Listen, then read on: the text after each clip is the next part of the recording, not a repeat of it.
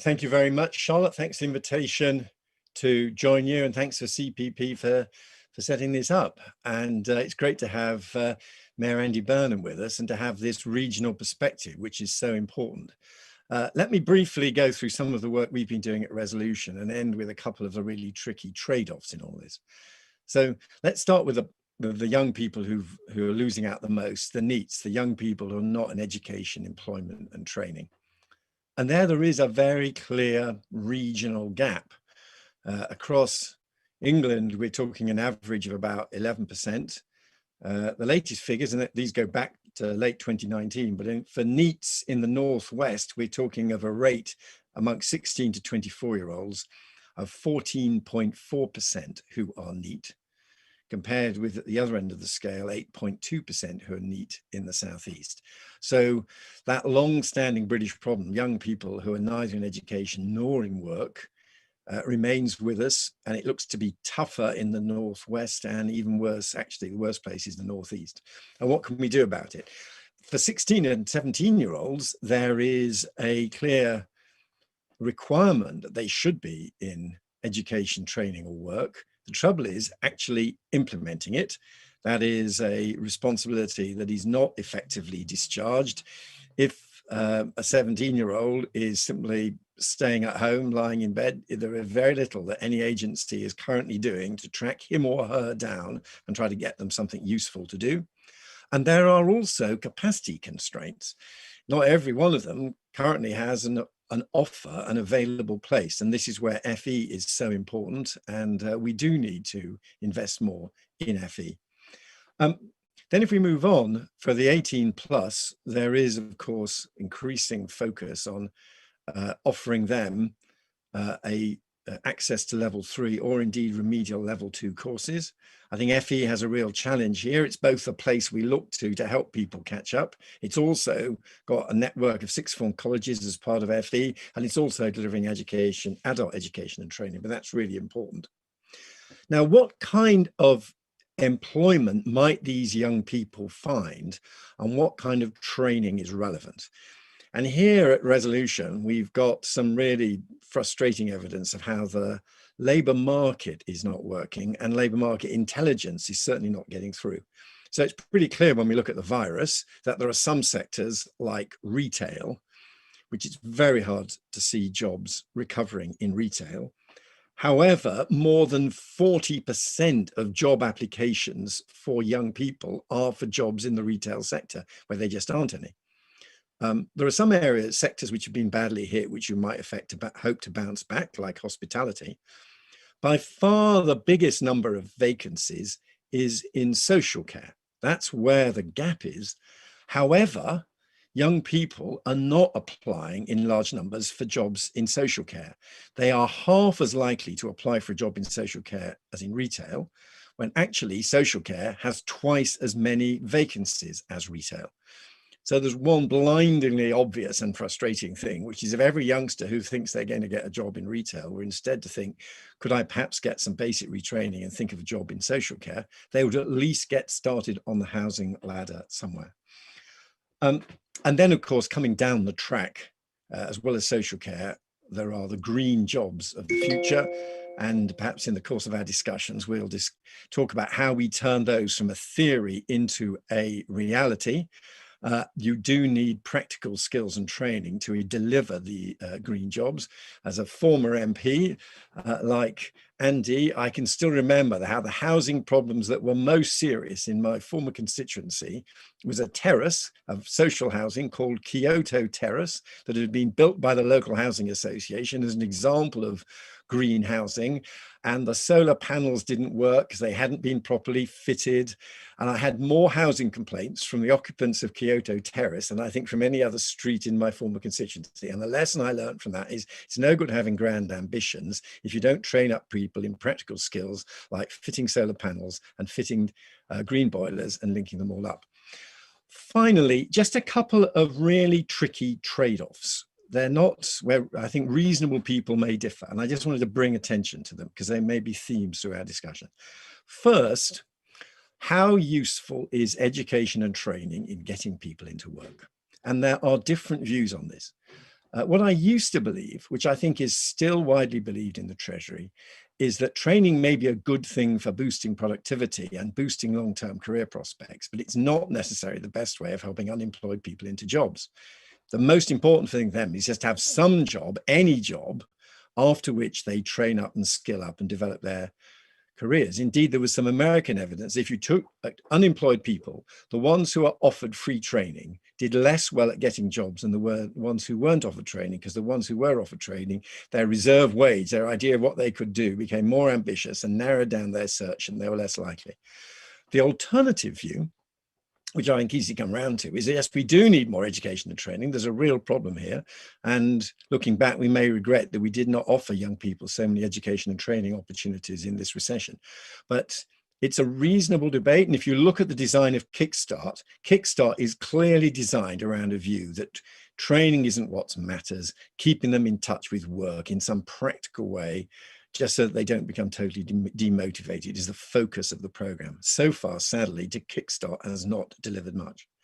And then the other trade-off is the role of price signals in signaling where the jobs are. And one of the things that's happened in England in the last 10 or 20 years is areas where pay is high, signaling here that there are high-paid jobs and they're looking to recruit, are also increasing the areas where private rents are high. So a young person in a tough area with a low income and low pay now would barely see any improvement in his or her living standards by moving to an area of high skills, high pay, because the landlords would capture most of the gain in higher rents. And this is one of the reasons why, when you look at what's happened to the British labour market, mobility is declining. Social mobility is declining, geographical mobility is declining. And one reason, I'm sure, is the signal of what you gain by moving to a different area with higher pay is much weaker than it was. So there we are, just setting the scene. Fantastic. Thank you, David.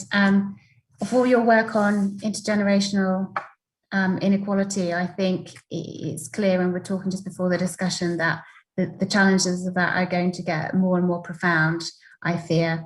But on that happy, cheerful segue, I shall go to David Goodhart for his thoughts and reflections before we then go into a bit more discussion on some of those meaty themes. David. Great, thanks. Charlotte, you mentioned that this book I've just written, Head, Hand, Heart, the thesis is kind of in the title. I argue that we've been allocating too much reward and prestige to just one cluster of human aptitudes, those connected with cognitive ability, the manipulation of information and data, and relatively neglected the other clusters of aptitudes relating to manual, technical, craft skills, emotional intelligence, caring jobs, and so on. And I think actually, if you look at what's happened to post-school education and training in the last 20 or 30 years, it's rather a good example of my thesis that we have since the 1990s. We've kind of put most of our eggs, at least, into the basket of expanding higher education. That wasn't necessarily a foolish thing to do. Particularly if you go back to the kind of 70s, 80s, 90s, there was a huge increase in the demand for professional cognitive jobs, whether it was in the expanded welfare state or the knowledge economy. But I think we've now reached what I call kind of peak head. That expansion of higher education, which also did, I think, have some negative sort of social and cultural consequences. It meant you had to leave to achieve because of our system of mainly residential higher education. Schools became almost entirely focused on sending as many kids as possible to university, if possible Russell Group universities.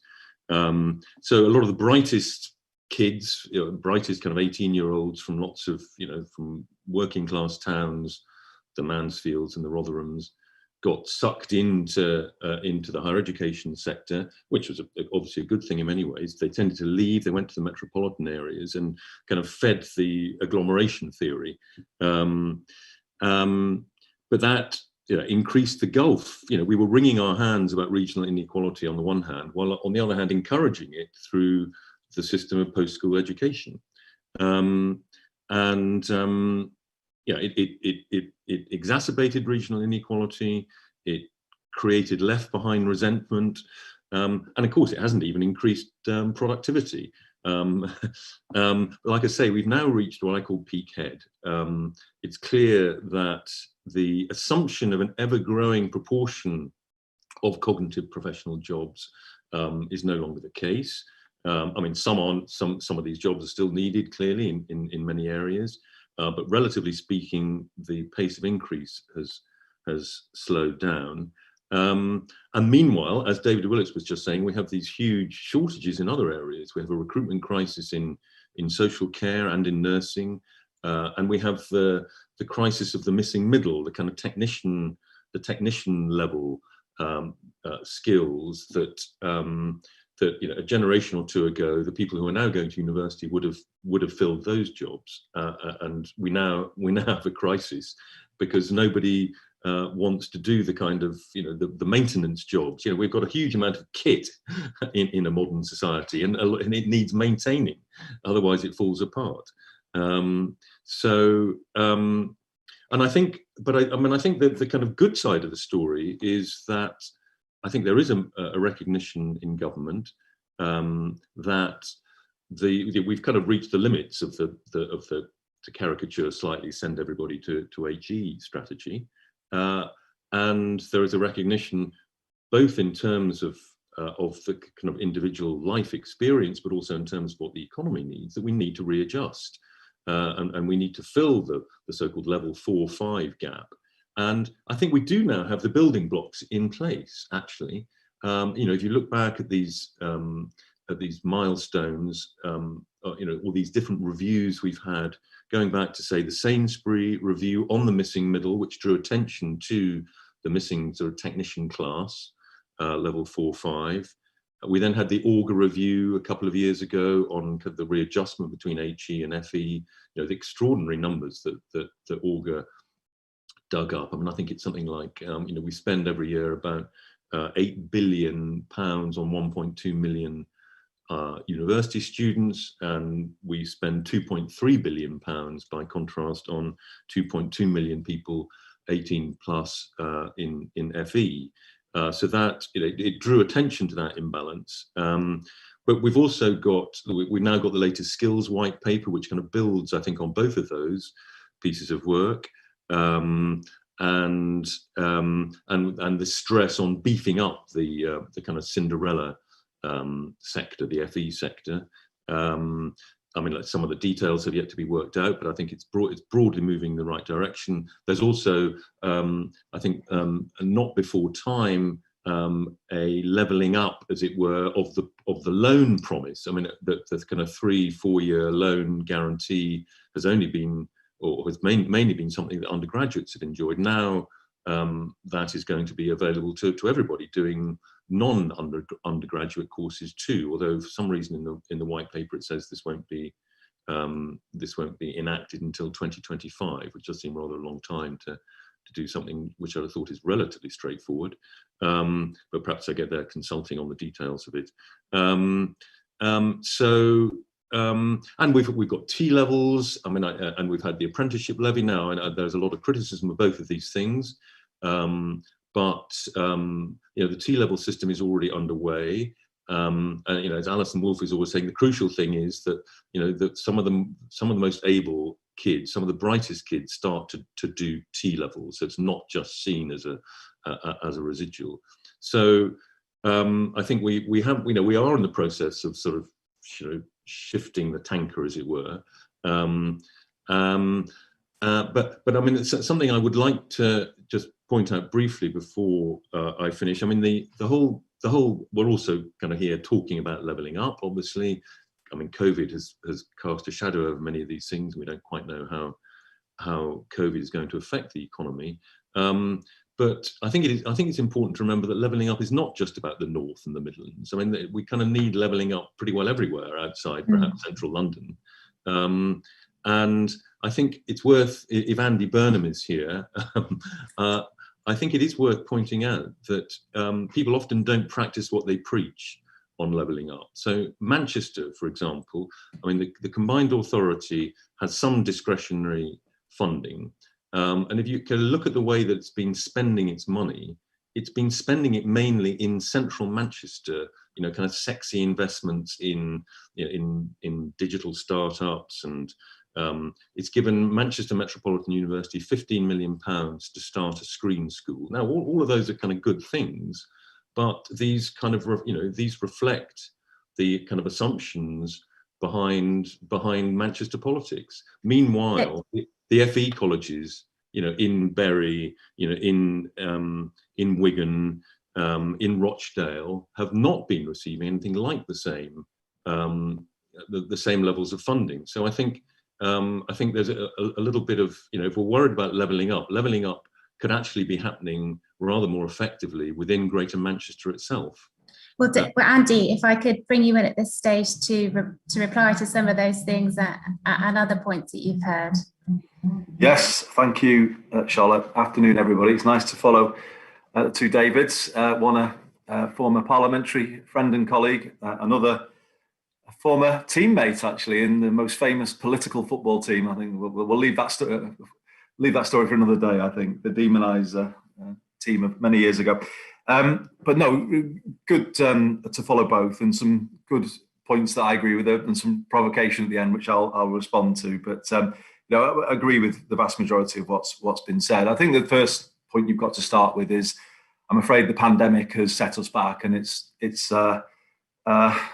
leveled down life chances for a lot of young people. It's severely disrupted their lives, and the impact is greater, I think, the less affluence within the family environment. I think it's fair to say.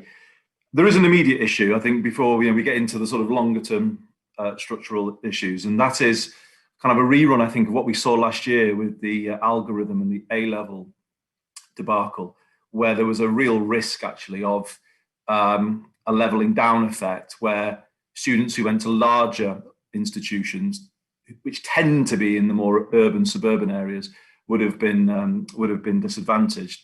The risk this year, as I understand what Ofqual is proposing with regard to the assessment, is that they're going to assess where young people are at in the summer of 2021. Now, that does not take into account the fact that kids in some of the poorest parts of the country, and that can be in the south as well, David, I absolutely agree with you, Midlands, north as well, have spent more time out of the classroom because of the higher case rate in those communities.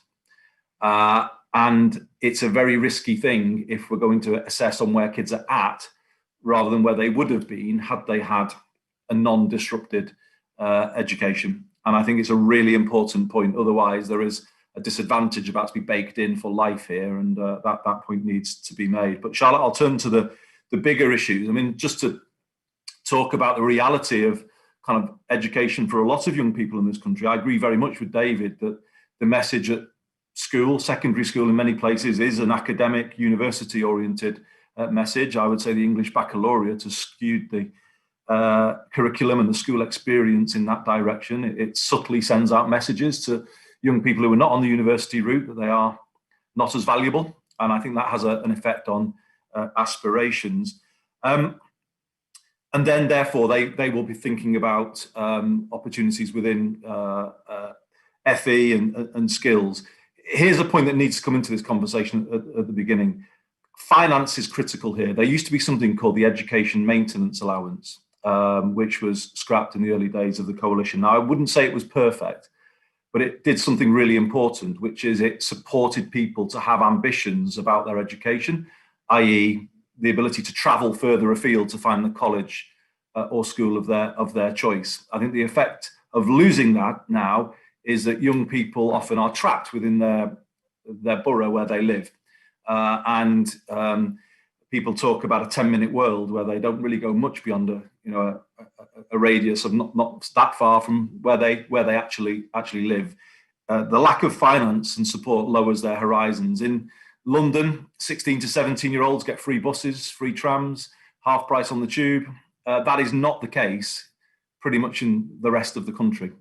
And I think you have to start with that, because that also limits people's education horizons. So they're kind of often limited in their education choices. And then you have the situation where there's an institutional sort of driver with regard to the courses that they may find at their local college. I think the courses are often kind of reflect a strength within the organisation, or a kind of a convenience sometimes at worst within the organisation to offer a certain type of technical course or vocational course. I once challenged a former education secretary on this, saying that we needed more devolution so that we could link what happens in colleges, I think David Willits was saying this, to the real economy. So we could kind of excite people with the real opportunity of taking courses that lead to good jobs. And he said, well, we've got one better. It's ultimate devolution, where the individual decides.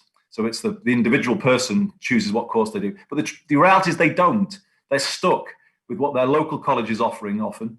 And that may not enable them to follow their dreams. So people are leveled down before they kind of, minute they've left secondary school, and they're leveled down at that point in their life. And that's the reality for a lot of young people in places like Greater Manchester. So what do we do about it? And here's where I challenge David. I mean, we haven't spent all of our money on glitzy buildings in the city centre. When I came in as mayor, I wanted to change the offer to our young people, particularly on these issues. So I have brought in a free bus pass for all 16 to 18-year-olds in Greater Manchester. Great expense, I might add, and I have to fund it in a number of creative ways, but we've done it. And we link it to opportunities. So we get our big football clubs, theatres, music venues to offer free tickets, free entry as well. So it's a kind of passport to the wonderful wealth of Greater Manchester. And the message is that they can go to the city centre and walk through the shiny doors of the new place at Manchester, the Screen School of Digital Arts at Manchester Metropolitan University that David mentioned, or any other place. I keep saying to our young people, when I tell them why we created what we call our pass, our free bus pass, I keep saying to the kids in Oldham or Rochdale, when you look at the city centre and you see the skyscrapers, this pass is saying you can go there and you can walk through the door of those places and you can have a career there. And that, if we're honest, is not the reality of life outside of London in most English cities. The kids see the city centre as somewhere different and somewhere not for them. And we're trying to break down that message in Greater Manchester. I want to point to something else that we've done as well, which is set up something called GMAX, the Greater Manchester Apprenticeships and Careers Service. I, in my manifesto, said that this was a UCAS-style system for apprenticeships. And that's what I believe it is, a single portal where all work-related opportunity is on one site. And I think that is critical to kind of raising the sights of our young people and allowing business actually to drive the education system by putting on the system what they want with regard to skills and apprenticeships, and then asking the sort of college system to follow suit. So we're kind of working around national policy is what I would say. And I'll kind of finally turn to this point, Charlotte, to finish in terms of where I think we go from here. I don't think the skills system is ready for the recovery, the scale of the task of recovery that is required after the pandemic. It's not responsive enough. It is not industry driven. It is fragmented. It is poor quality in places. The recent white paper had some things in it, but it was very silent on the role of place. And I think when you come to levelling up, which is the theme of what we're discussing today, you have to have place at the heart of that, and the reality of what is available in the strength of the economy locally, the realistic jobs that people might be able to do in that economy. I keep saying to any government minister who I get the chance to speak to at the moment, you cannot level up top down. You have to start with places and the strengths of places, the strengths of communities, the strengths of the businesses in those places, and then build from those strengths upwards. So the previous Prime Minister and government encouraged us all to do a local industrial strategy, and we enthusiastically did one in Greater Manchester, and we still stand by it. Building on our true strengths, we are now in a clear second place to London as we are the fastest growing digital city in Europe, Manchester. And we are in a clear second place to London, having overtaken Cambridge last year. We want to connect our young people to the real opportunities in our fast growing digital sector through a local industrial strategy underpinned by a local skills strategy. So we build a talent pipeline from our 10 boroughs into these sectors that we are trying to build. Or to pick up David's theme about green jobs, absolutely. There is a potential for huge job creation in the green economy coming out of this pandemic. We have a target in Greater Manchester of a zero carbon city region by 2038. If we're going to get there, we have to retrofit every building in the city region, all homes, all businesses, a massive undertaking, but one which would create thousands of quality jobs. And when else have we been in a position in the northwest of England to say to the coming generation, you know what, if you train in these these green construction skills, retrofitting or modern methods of construction, the chances are you will have a good job for most of your life, given the scale of this retrofitting challenge ahead of us. It's a really big prize, but our skills system is nowhere near ready actually to respond with the speed and the scale is needed to make retrofitting at that level possible. So it's a frustrating, yes, I think I know what we need to do to level, to ensure that education becomes a driver of leveling up. But what I would just say, Charlotte, is we are some way from it at the moment. And we are seeing initiatives designed top down, like Kickstart, which David mentioned, which don't connect properly on the ground. And therefore they don't have the impact that they need to have. We level up bottom up. You start with people, you start with places, you build up from their strengths. I think we know what we need to do in Greater Manchester. Our current frustration is we're not being given the tools to get on and do it. So I will leave it there, but I hope some of that is helpful.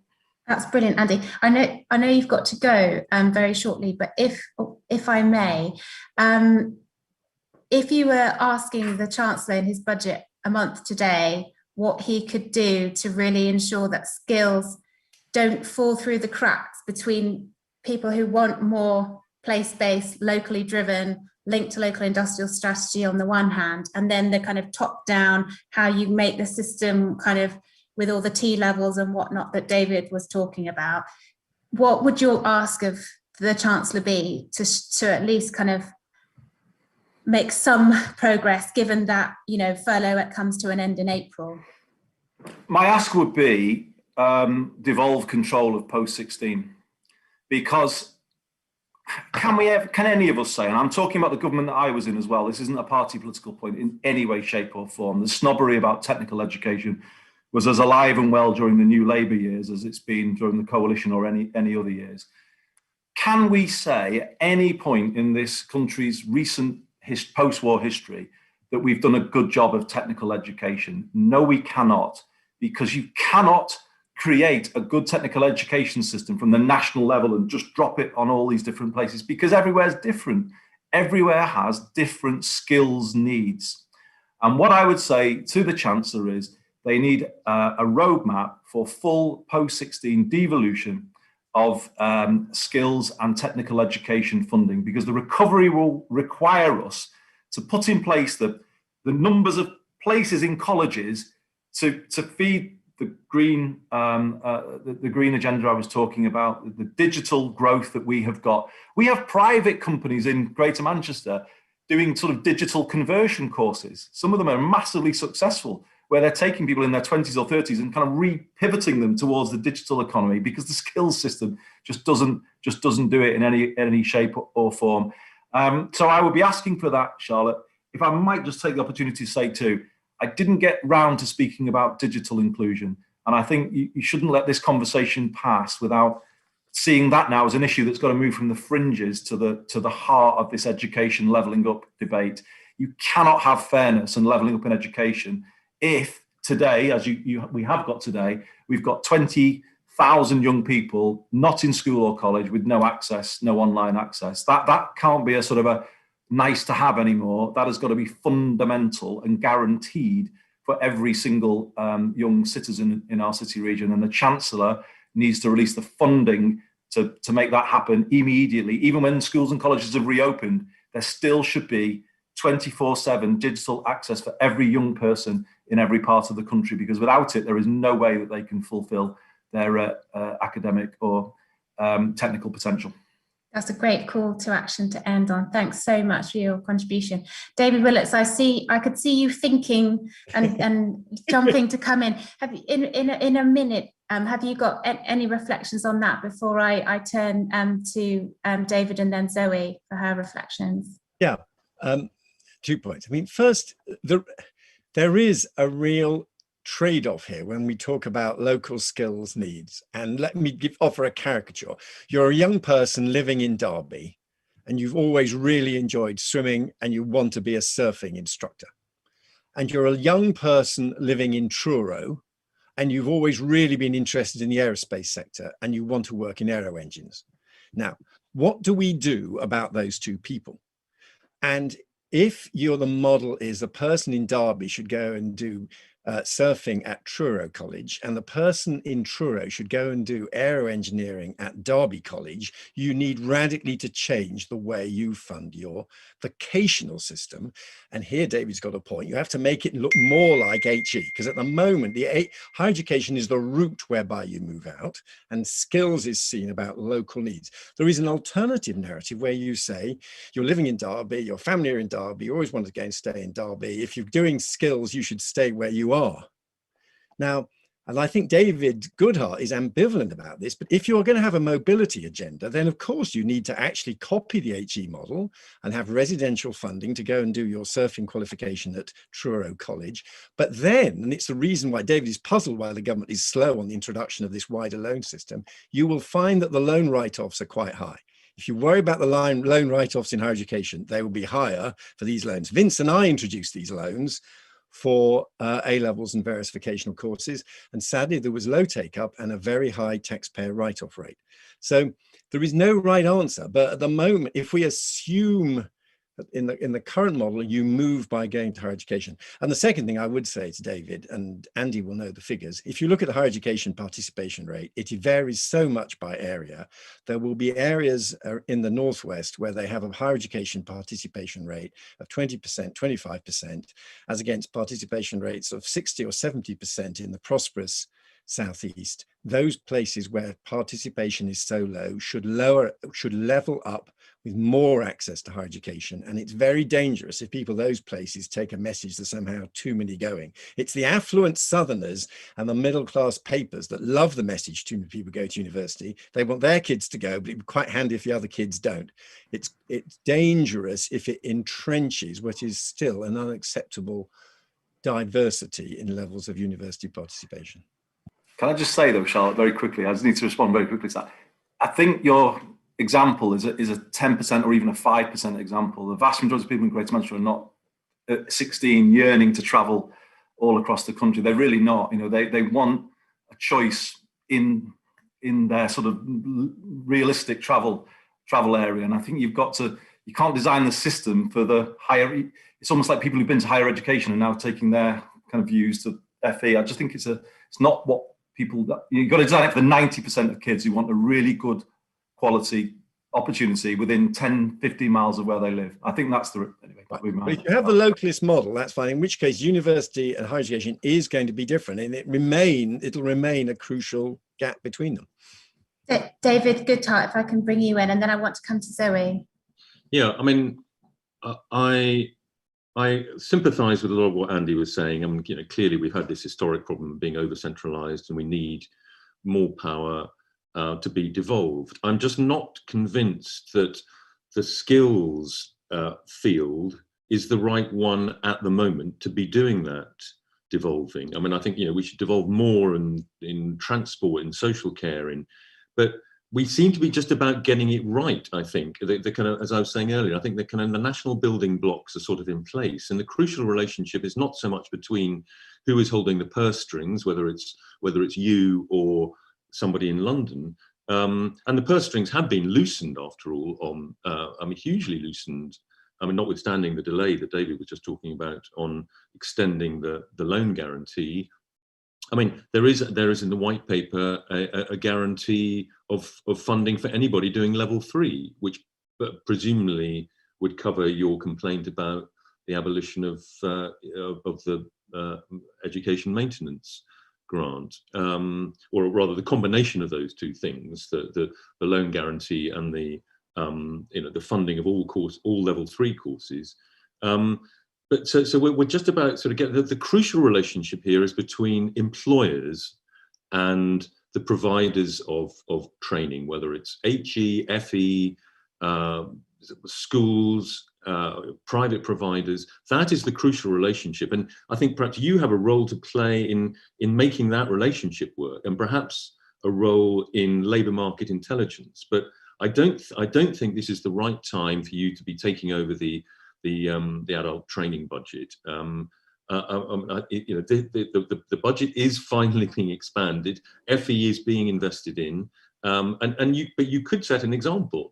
By we've got the adult education budget, and it's much more work related for being devolved than it ever was when it was the adult education budget at national level, because it links to real jobs in our economy.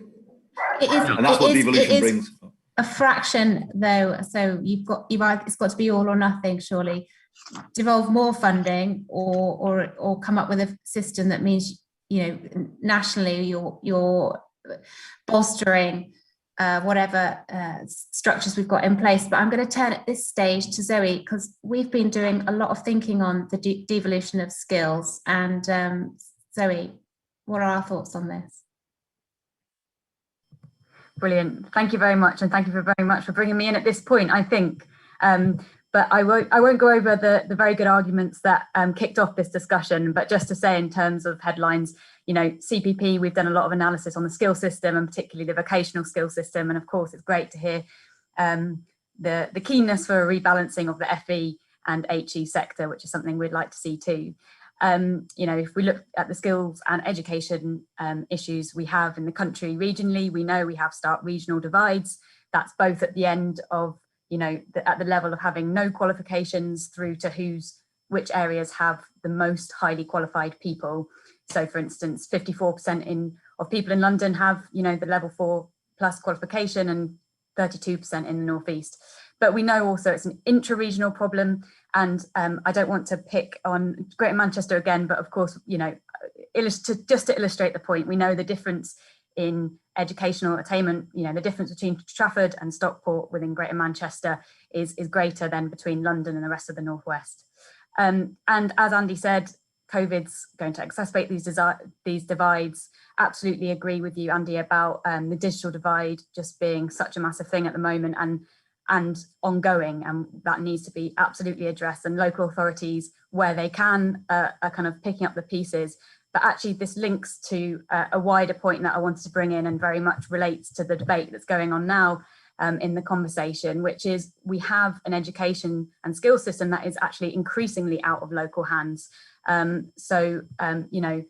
Both on the FE white paper side last week, and just picking up on what you were saying, David, we've shifted away from skills advisory panels led by LEPs and mayoral combined authority to local skills improvement plans led by employers and colleges, with only a kind of nod to mayors and mayoral combined authority. So it'd be interesting to kind of put that in the mix and see how we think that should shake out.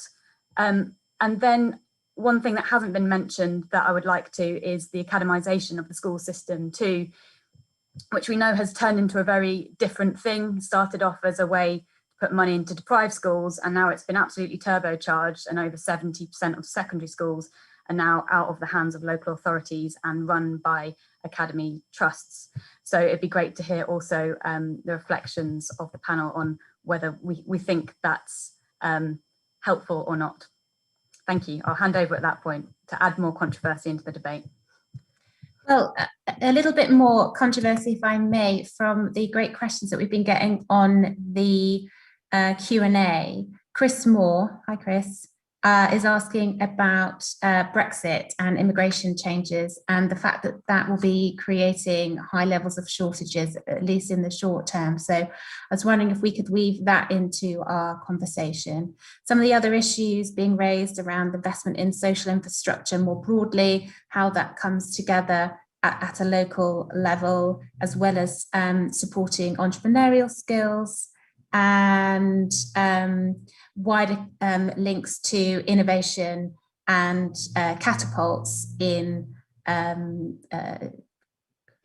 developing local skills and industrial strategies from Shane at Metro Dynamics. So just a few more things to add into the mix, but do any of our panelists wants to pick up on it, all or some of those? David Goodhart.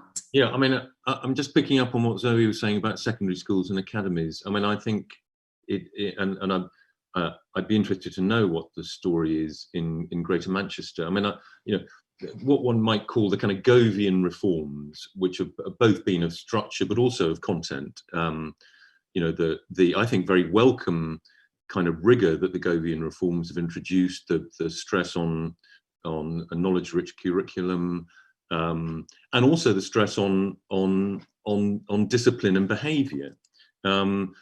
I mean, as someone wrote, I was reading a Greater Manchester report on skills, and somebody wrote about how skill is not just about sort of technical know-how, it is also about attitude and behaviour. And you know, a lot of the school reform, a lot of the Govian reforms have been very much associated with a huge emphasis on behaviour and discipline. And I think one of the perhaps unfortunate things is that these reforms, and they have been pretty successful, have been overwhelmingly focused on the South and on London in particular. I mean, the London educational performance, it's true, it precedes many of these reforms, but it has been turbocharged by these reforms. And I'm not quite sure whether, I mean, I know there's a lot of resistance, both kind of politically, ideologically, perhaps by teaching unions to some of the things that we associate with the Govian reforms. And I just wonder whether, you know, where Manchester stands on these things. I think we've lost Andy because he did have to go, but we might have other people on the call who are able to speak to. But it sounds like David wants to come in, yeah. And then I have to move to Philippa Always from the AOC. Yeah, I'm sorry, and I've got an unstable internet connection, so that's why I'm turning off the video a bit. Two comments. First of all, I think a lot of what Michael did and the greater school autonomy made sense. I'd be interested to know whether David agrees with a measure of school performance that I remember arguing with Michael about when he introduced it, which is the percentage of your students going to Russell Group universities, which is an absolute driver of the kind of behaviour. I agree. That is the one kind of cloud over it, and the way they kind of downplayed creative disciplines, you know, kind of art and music and so on. I think those are the two big mistakes. But otherwise, I mean, I like the rigor. I like the kind of raising the floor aspect of it. Yeah. Well, I think David and I should make a joint approach to DFE, because I've been trying to save them for a long time. But I think this is distorting behaviour and has perverse effects. And I remember arguing with him, pleading with him not to add it as a performance indicator. But of course, in the DFE model of a hierarchy, and again, to do with David and everything, but I think on this, they're part of the problem. On the hierarchy, HE is better than FE, and Russell Group is better than the rates of HE. So, and Oxbridge is better than the rest of the Russell Group. They have an absolutely clear sense of what constitutes a good education and a bad education, and I think it can do a lot of damage. The other, I just wanted to pick up from the Q&A the point on the catapult, which I very much agree with, and there's quite a lively discussion going on. But in terms of how we actually promote technical education, not with HE as the enemy, often HE as a very effective provider of technical education, but certainly our research labs and our applied technology capabilities in catapults can and should do more to promote technical education. What we need to do is realize that HE as well as FE can deliver it, but there's definitely practical things we can do there to train more technicians. Now, thank you both. Philippa from the AOC. Thank you, Charlotte. Yeah, I'm from the AOC, but I've also been working on the Independent Commission on the College of the Future. So we've touched a lot already on the power of colleges in the North, but also across the country in levelling up, and they've been doing so much work for so long. The Skills for Job white paper is definitely a welcome focus from the government, but there's clearly a long way to go in terms of meeting the ambitions. So my question for the panel is what should the priorities be for empowering colleges to do more? and specifically in terms of how they work collaboratively with the wider education system and any accountabilities and funding mechanisms that are needed there. Great, thank you. What does the future of the college look like within the new reformed FE system? Have we got Elena Macrini from Centre for Cities as well? Oh yes, Elena, do you want to ask your question before we go back to the panel? Hi, Charlotte. Yes, thanks. Thanks both to David for your comments. I wanted to build on the comments that David Willett has made about mobility, and obviously the two quite extreme examples about Truro and Derby. Obviously, skills is a really important part of the question, but in terms of leveling up is only half the answer.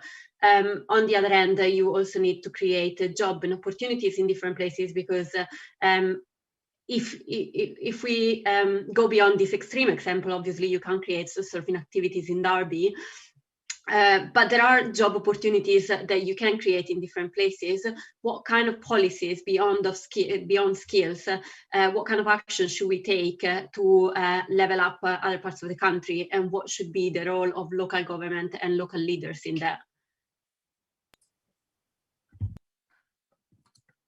Great question from you, Elena. Can we start with that wider context, Zoe, and you could maybe pick up on some of the things that we're hearing from our Inclusive Growth Network?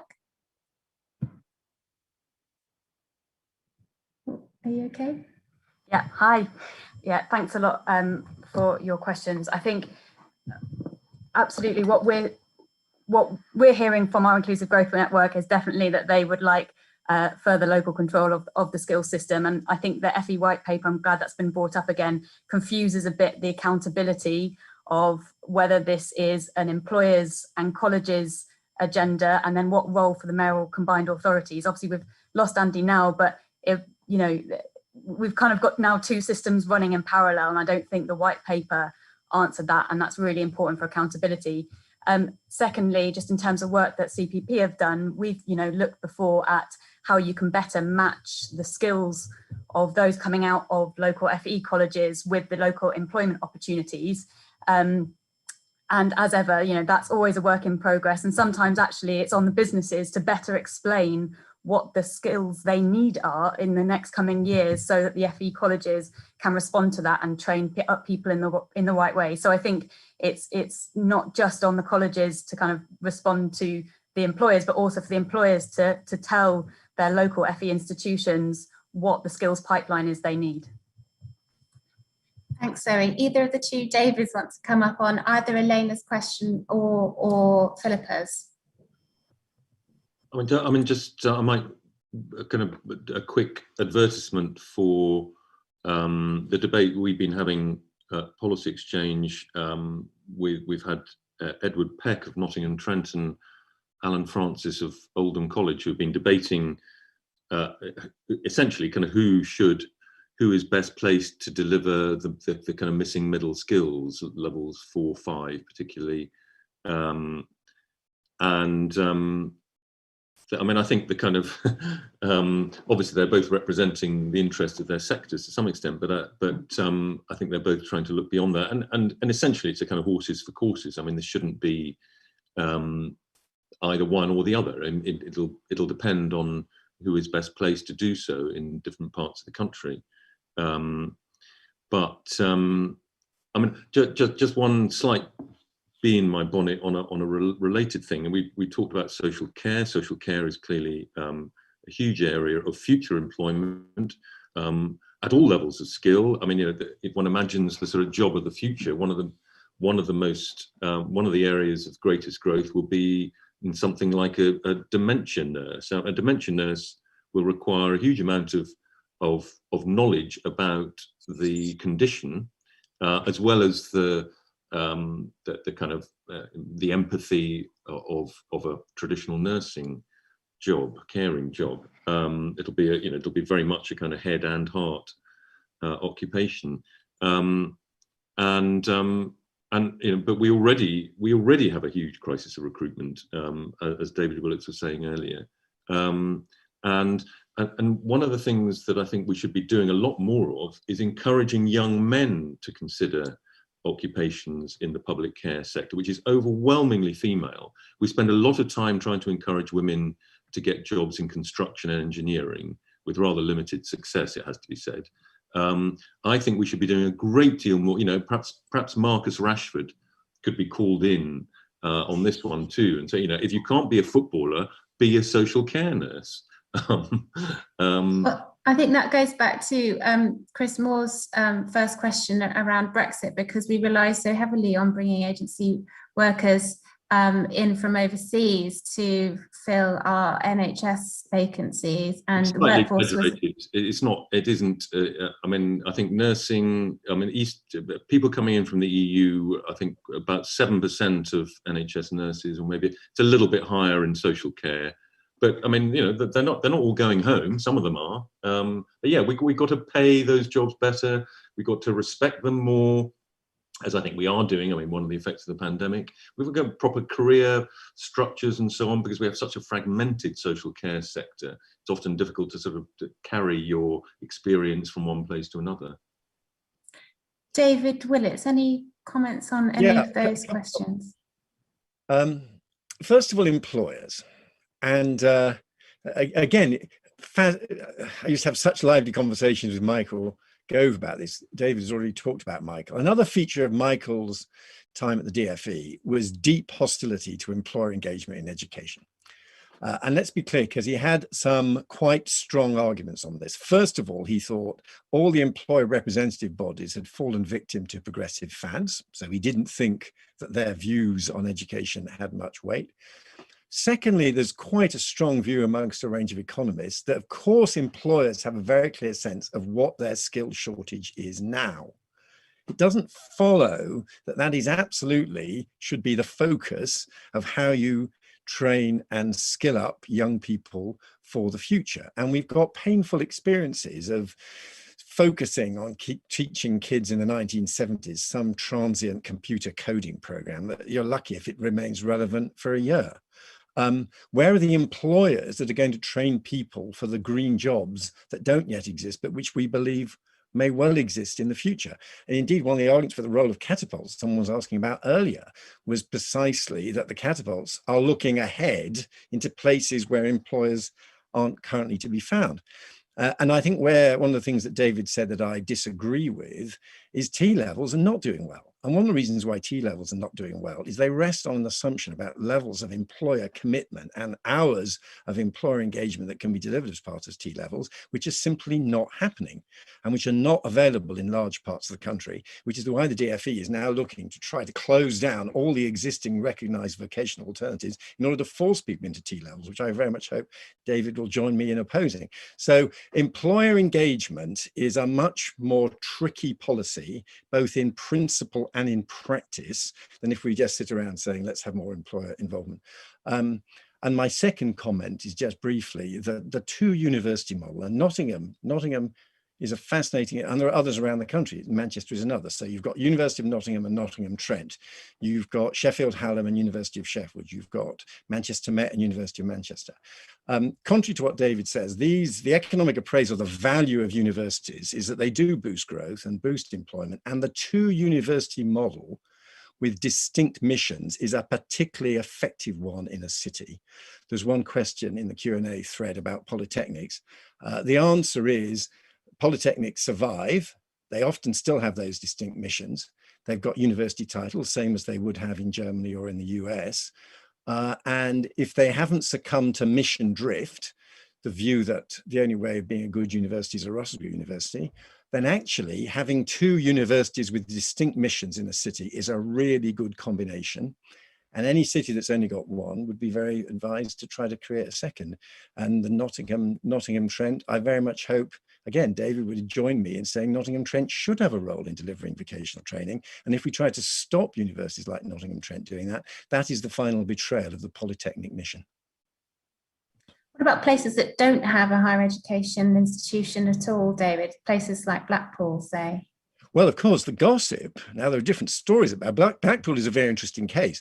Blackpool, by all accounts, is an early case study in Goodhartism. In other words, Blackpool was being targeted to have a university in the 60s and 70s. The Tory-controlled council at the time didn't like the idea of having a university, so it went to Lancaster instead. That's supposed to be the history of Blackpool's problem.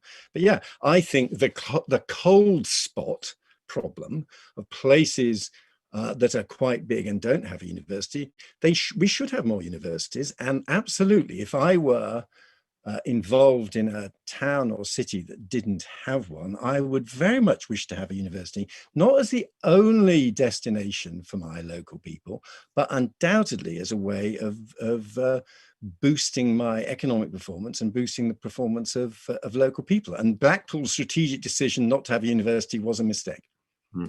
David.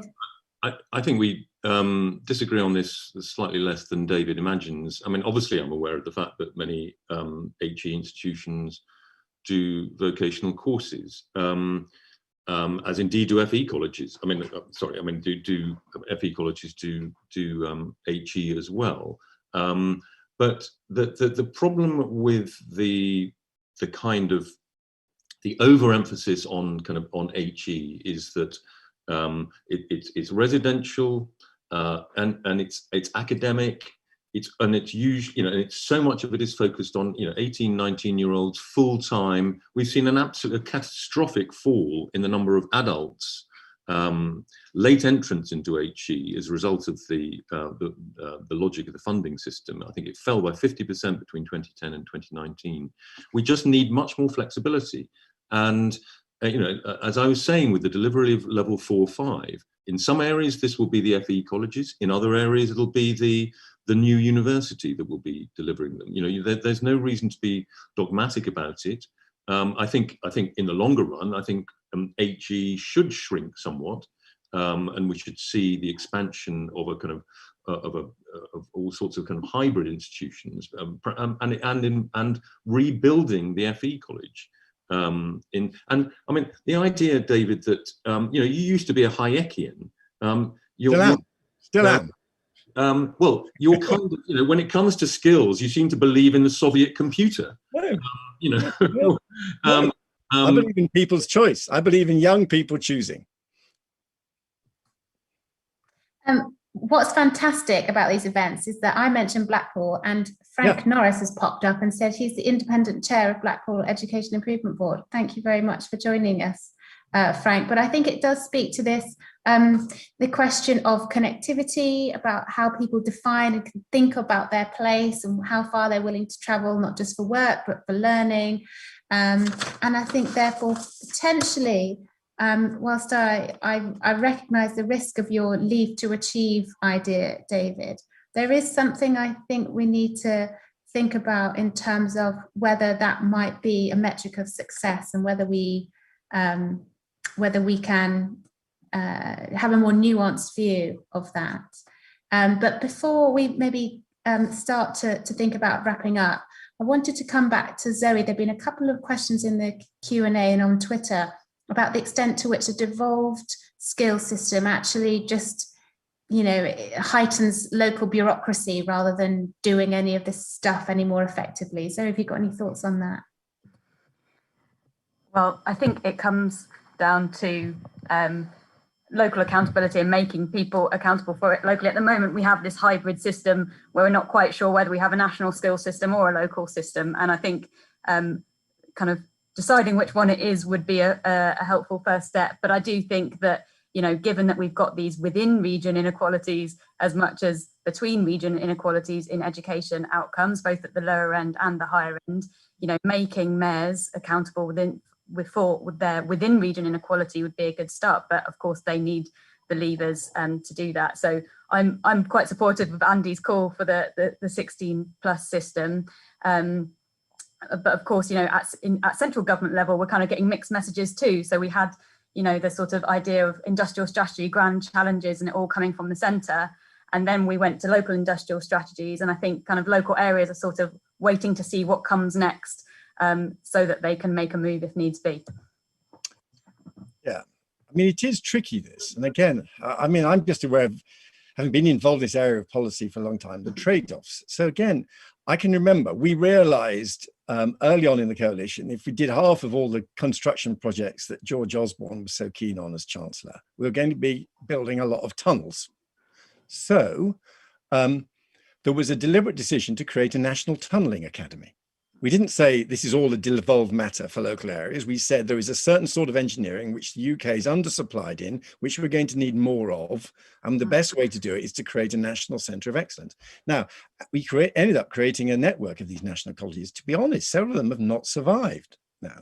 And so I'm not claiming there's one perfect solution, but if you are sitting in government and agreeing a lot of infrastructure plans, and you can see that it's going to involve a lot of tunnelling, what are you supposed to do in those circumstances? What is the alternative suggestions gratefully received?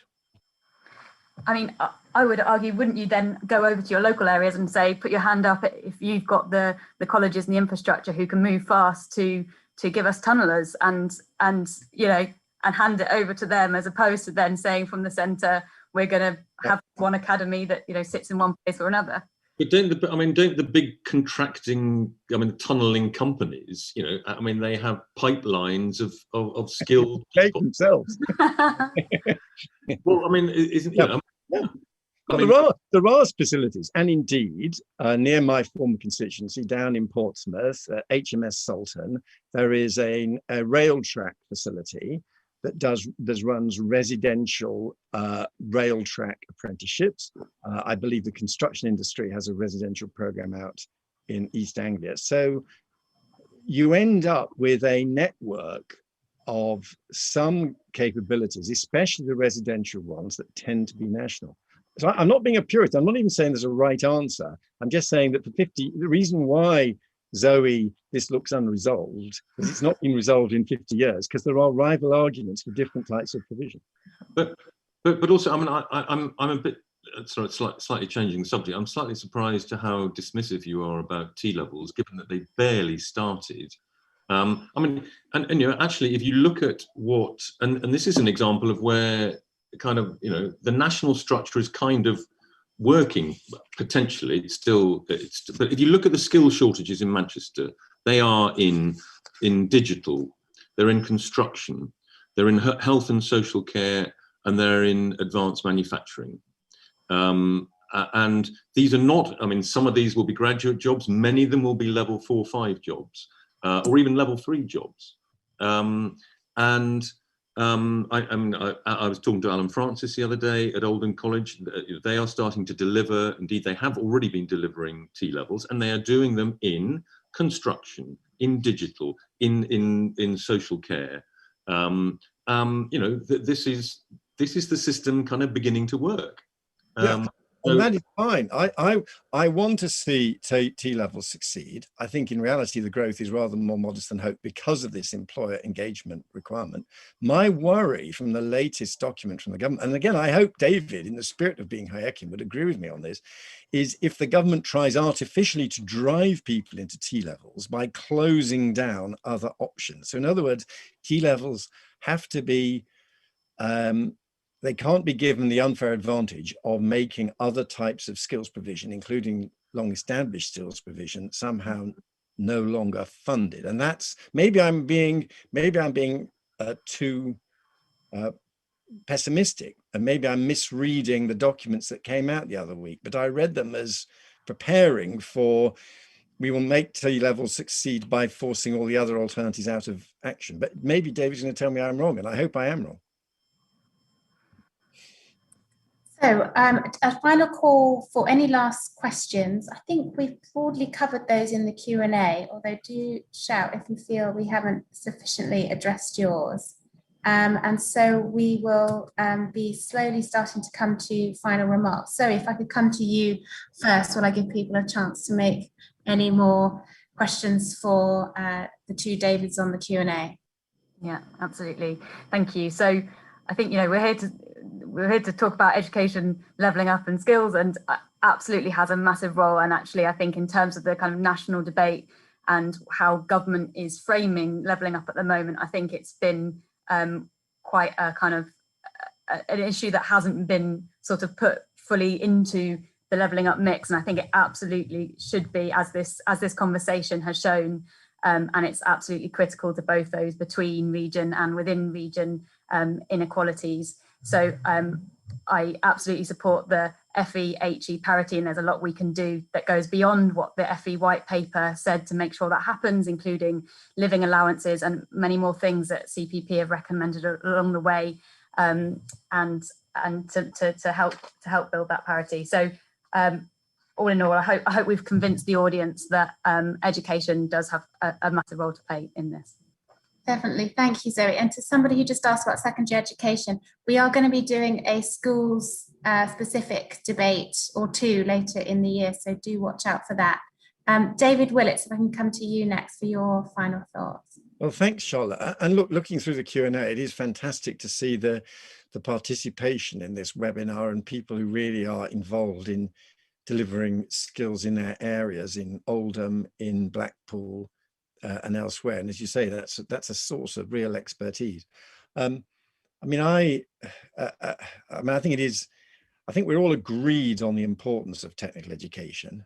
I'm trying to protect it from what I see as threats to the range of delivery. And I think there's a very good point in the Q&A of someone who saying that the academic technical education distinction can be overdone. One of my fears is that we treat them as totally separate, when in reality, the interaction of the conceptual and the physical, the scientific and the technological, is often the most stimulating point. It actually improves practice and improves your thinking. And I think it would be a pity if we ever tried to construct education routes where we divided those up, and certainly tried early on at 11 or 14 or 16 or 18 to set people into one or the other.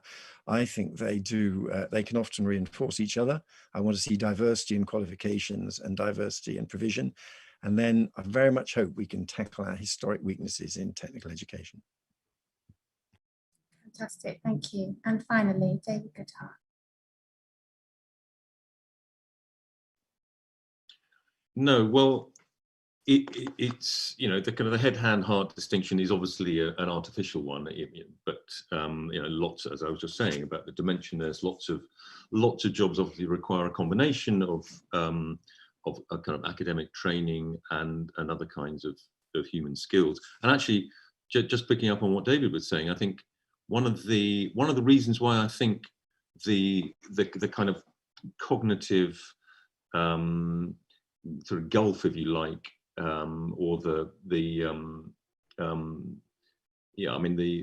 value divide, you know, using my language, the kind of anywhere somewhere divide is starker in this country, is partly because of the you know, almost the you know, the kind of intellectual, almost philosophical divide that you know, that between the kind of academic stream, you know, instead of the 11+, we now have essentially at 16, you're either into the academic stream and into university, or your options are far less good than they should be, far less good than many continental European countries. And one of the things that's reinforced that, I think, is the decline of manufacturing, because, as somebody pointed this out to me the other day, that manufacturing requires a kind of mutual respect between more kind of abstract academic knowledge and sort of practical intelligence of the, you know, of the sort of technician type practical intelligence. And, you know, as manufacturing has shrunk, you know, to whatever it is, sort of 10-11% or even less of GDP, that kind of meeting, that mutual respect has gone, which is a shame, because we certainly need it. But I do think, you know, having overexpanded HE, I think we have got the system out of kilter. But apart from anything else, we're creating a whole class of people with disappointed expectations. 30% of graduates are not in graduate employment, you know, 5 to 10 years after graduating. The graduate income premium for all those, except for people in the elite universities, is collapsing. So we do, you know, we've got to rethink, and I think we have, you know, we are getting it We got the building blocks now for a better system of non-HE post-school education.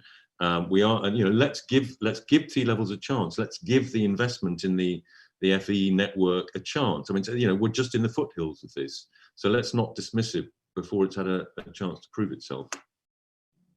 Wonderful, thanks so much. On your points on the diminishing returns to HE, David Willetts's points notwithstanding, I think you must have been reading some of CPP's research on this. So I encourage you to go to our website and also sign up for our future events. Next month, we're having in conversation with Lord Heseltine about the future of devolution, a subject that we've also talked extensively about today. Other themes coming down the track: green recovery, which I hope will be of interest. We are hoping to do an event on building back better, a UK-US comparison in light of the new presidency, and then some other work new to CPP, including on childcare. So stay tuned, sign up for our events, and we look forward to seeing you very soon. And nothing more for me except to say thank you so much to our fantastic speakers. Thank you to Andy Brenham, who we know had to go off to do a press conference but stayed longer with us than his minders may have advised. But it was great to have him, and a fantastic discussion from all of our panelists. Thank you, and thank you for joining us.